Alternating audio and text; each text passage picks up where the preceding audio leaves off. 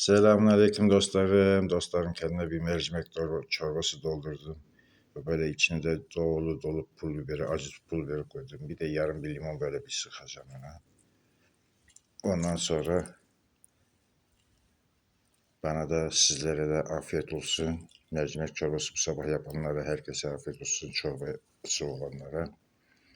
Olmayanlara da Allah versin diyeceğim. Temennimiz odur. Dostlarım çok güzel bir çorbam oldu ama böyle tabii ki bol acı pul biberiyle naneli pirinç var içinde. Pirinç taneleri var. Karabiberli çok güzel bir çorba oldu dostlar. Dostlarım için ben götüreceğim. Bana müsaade ederseniz. Burada da güzel böyle esmer ekmeğim var. Köy ekmeği. Afiyet olsun sizlere de şimdiden. Bana da teşekkür ederim seyrettiğiniz için. Boş.